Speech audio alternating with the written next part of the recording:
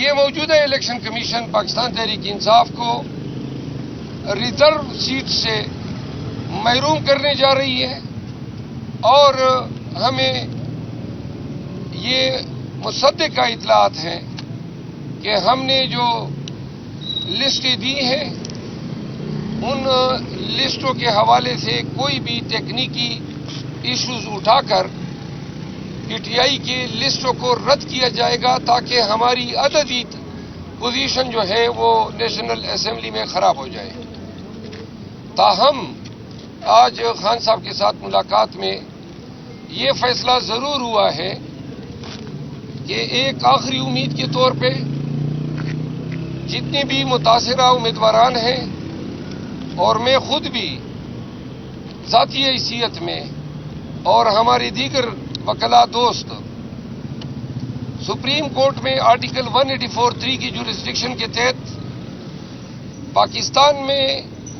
پاکستان کی تاریخ کی یہ جو سب سے بڑی چوری ہوئی ہے مینڈیٹ کی، یہ مسئلے، یہ ایشوز ہم سپریم کورٹ کی اوریجنل جورسڈکشن میں اٹھانے جا رہے ہیں.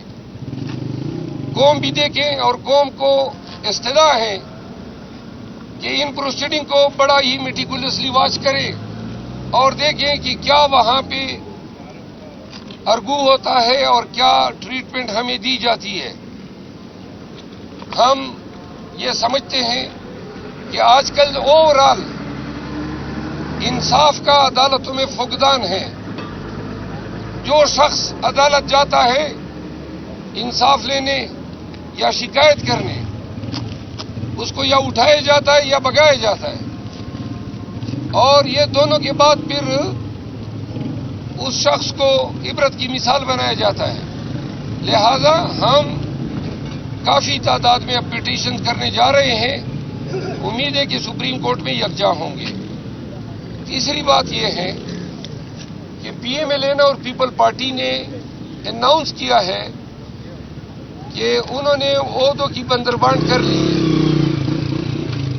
ہم آپ کی وساطت سے قوم کو بتانا چاہتے ہیں کہ اگر یہ ہمارے مینڈیٹ کے ساتھ اقتدار پہ بیٹھیں گے تو اور ہمیں زبردستی حزب اختلاف میں بٹھایا جاتا ہے تو نہ تو یہ ہم سے چین سے اقتدار کر سکیں گے اور نہ ہم ان کو پاکستانیوں کے حقوق پہ ڈاکہ ڈالنے یا پاکستان کے خزانے پہ ڈاکہ ڈالنے کی اجازت دیں گے اور نہ اس قابل چھوڑیں گے.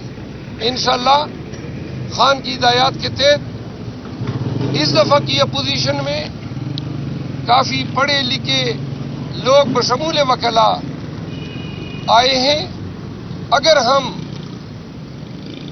ان 28 سے قبل ہمارے سیٹیں ریسٹور نہیں ہوتی ہیں تو ہم اگر مجبور کیے جاتے ہیں پوزیشن میں بیٹھے جانے پہ تو میاں شہباز شریف صاحب یہ نوشتہ دیوار لکھ لو کہ آپ کا خیال ہوگا کہ میں حکمرانی کروں گا، انشاءاللہ آپ اپنے آپ کو شیروں کی کچار میں پائیں گے. آپ ایک لقمہ بھی کھائیں گے تو اس کا حساب آپ کو دینا ہوگا. اور اگر آپ زرداری جیسے مستند چور کو صدر پاکستان جیسی عظیم منصب پہ فائز کریں گے تو یہ پاکستان کی توہین ہوگی. پاکستانیوں کو یہ واضح پیغام دیا جاتا ہے کہ خان نے تلقین کی ہے کہ ڈٹ کے کھڑا رہنا ہے. آگے بھی اگر یہ ظلم کے ہتھ کنڈے اور فسطائیت سے بھرپور کارروائیاں کرتے ہیں تو خان کا حکم ہے کہ ہم نے بھرپور استقامت کے ساتھ ان کے ہر ظلم و جبر کا مقابلہ کر رہے ہیں. آپ سب کو یہ بھی واضح کر دیں کہ پاکستان تحریک انصاف اور ہمارے بانی chairman Imran Khan Bushra be be کے ساتھ روا رکھے گئے سلوک پہ انتہائی رنجش میں مبتلا ہیں.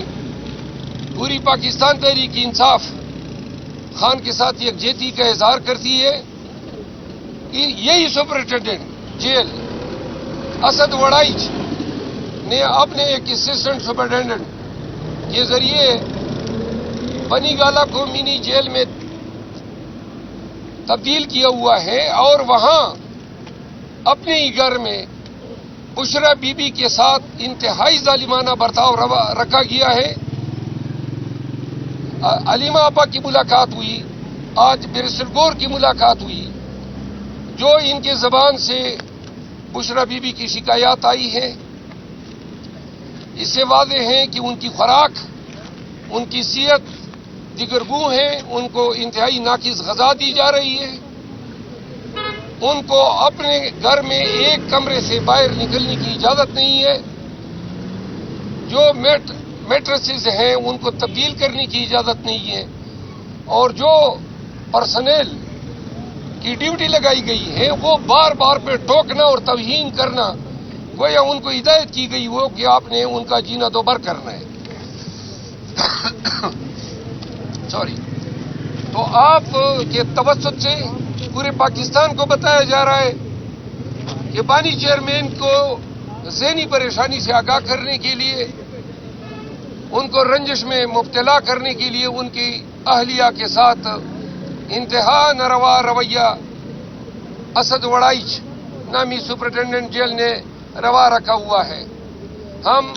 ہمیں یہ ہدایت ہوئی ہے کہ خان کی اور بشرا بی بی کی 2 ہفتوں سے ملاقات نہیں ہوئی ہے, تو ہم اس سلسلے میں بھی اسلام آباد ہائی کورٹ سے رجوع کر رہے ہیں. ہم 184(3) کی پٹیشن سمیت کل ہی سپریم کورٹ سے رجوع کر رہے ہیں تاکہ اسمبلی کا اجلاس ہونے سے قبل سپریم کورٹ پاکستان کی سیاسی, جمہوری, آئینی اور قانونی تاریخ کے سب سے بڑے مقدمے کا فیصلہ 28 فروری سے قبل کر لے.